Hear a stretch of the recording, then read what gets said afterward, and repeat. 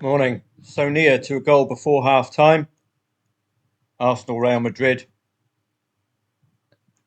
by Bukayo Saka missed penalty.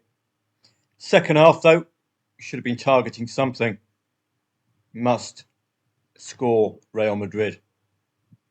Inter Milan and Bayern Munich, all Inter had to do was just keep Bayern at arm's length. Bayern had to score first, which they did. It's a one-goal deficit, 0-0 at half time. Again, something for you to look at to lay that draw second half. Or do something. Given the deficit, just a single goal, Bayern just need that one. So over 2.5 goals would have been a bit too much, but it did come in. But a simple lay the draw second half would have captured something at least. Newcastle and Palace, just far too good. Didn't see that coming. Unbelievable, Jeff. As far as the tennis is concerned, let's have a look at yesterday's matches. It's always good to look back if you want to start your tennis trading career. You've got back to the 10th. Look at the odds. Any angles? Well, potential one here. Rune against Bias. We did say these top 20 players yesterday. Really high quality affair. Won by all of those top 20 players. So the only one to fall foul initially was Rune, who won the second and third sets quite convincingly. So that would have been a potential trade yesterday. Of course, there's other potential trades within the game itself. I like, for example, if the underdog starts leading 2-0, you could lay him in the set betting market or lay him in the 2-0 set betting market because there's a strange overreaction just with a 2-0 lead this first two games of the match. So look out for little angles like that. I'm learning as well, tennis-wise. 1.13. I wouldn't see this as a strong odds-on favourite. Darderi. Look at the Germans as well. I would have expected a bit of more of a fight from Altmaier and may have potentially laid a Zverev first set lead. Just very, very low odds. And the fact the two Germans together would have possibly given a good account. You can see the German here, Hanfmann, go for it in the first set, but didn't quite cross the line. The ladies, probably Stuttgart with the better quality players. Another 1.73 having to fight back. German battle in Germany as well. So you could probably have a go at a three-setter if the underdog wins the first. Given they're two fellow Germans, going to give a good account, aren't they?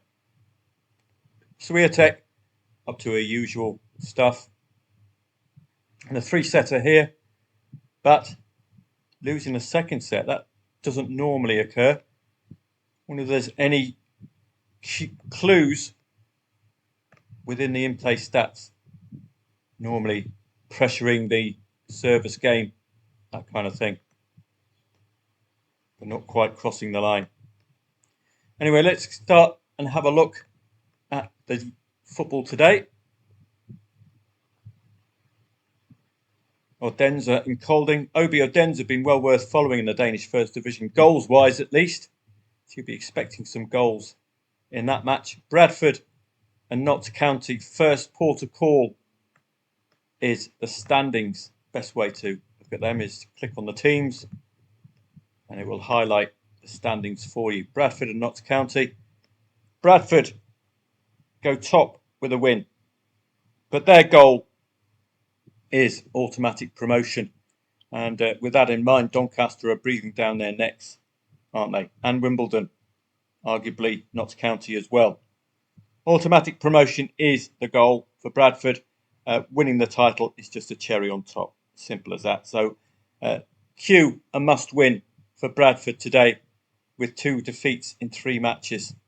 So they must have been performing very, very well prior to those 2 defeats to still be second. But the pressure is on. Doncaster could take that place.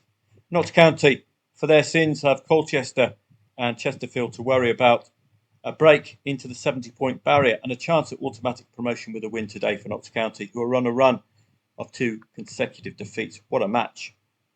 Bradford just given the favouritism, but talk about must-win territory for these two. So arguably taking on that late draw, taking on a draw if there's a draw at half-time.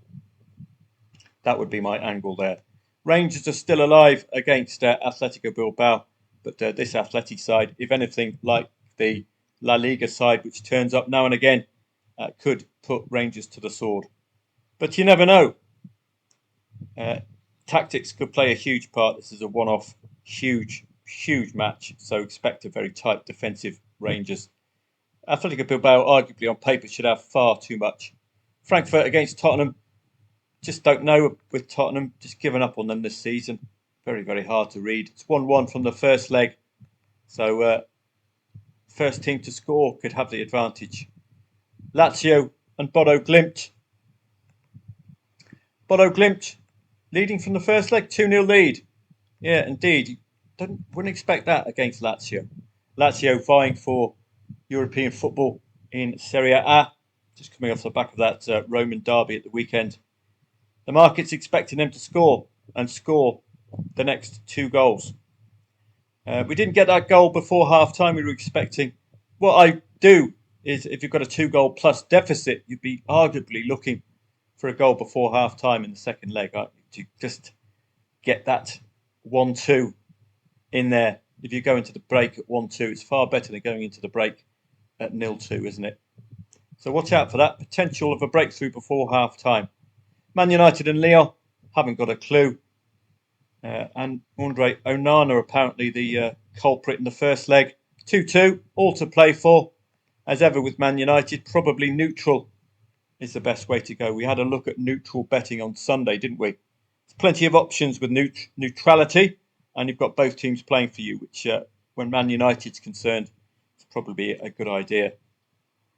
Conference League playoffs as well. Fiorentina are the better side of these two, and it's 2-1 from the first leg, so it's only a 1-goal deficit.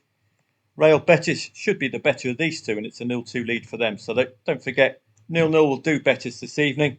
They can afford a 1-0 defeat. Chelsea against Lazio Warsaw, it's job done from the first leg. Should just put this one to bed. Watch out for potential team changes for Chelsea. Rapid Vienna against Djurgården. Season just beginning for Djurgården. In with a shout. 1-goal deficit. Some high quality stuff in the tennis today as well. I'll be keeping an eye out, particularly on these first 2 matches. ATP kind of catching off 1.57. Don't forget, just keep an eye on these Spaniards in Spain, particularly this one, Davidovich Fokina.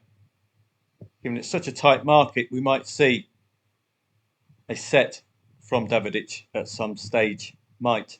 Alcaraz doing his thing. Was very good in Monte Carlo. And de Minaur hit the haircut playing Hugh Fearnley-Whittingstall. 74th in the world. Should be too good. To check their form, it's horses for courses, isn't it? So at this stage of the season, it's clay court tennis. And we'll just have Monte Carlo really under our belts. And de Minaur had a very, very good Monte Carlo. Indeed, Musetti was excellent as well. Watch out for him. He might be worth following when underdog. He performed very well at Monte Carlo on clay. Musetti. No sign of him there today. So that's a high quality card. David Goffin, Navone. South Americans on clay should dominate as well, but watch out for Germans. That's Belgium, isn't it? Germans in Germany. Dodora Palermo. I would just lay Bergs. If Bergs wins the first set, he's expected to. But you just might see some stubbornness second set. Probably the rankings differential is far too big. Yeah, 549th. So that tells the story there. So have a great day. I might see you this evening. The football is fleshing out a bit more. Don't expect a telegram service for just 3 matches. You can cope admirably yourself with 3 matches. Got a few more this evening. At least we've got the second leg score lines to work off, which is very good. And for the likes of Lazio, I would be eyeing a goal before half-time. Logically, really, with a 2-goal deficit, you need to get that underway as early as possible, that fight back. Have a great day, and I hope to see members of footballtradingprofits.com a little bit later.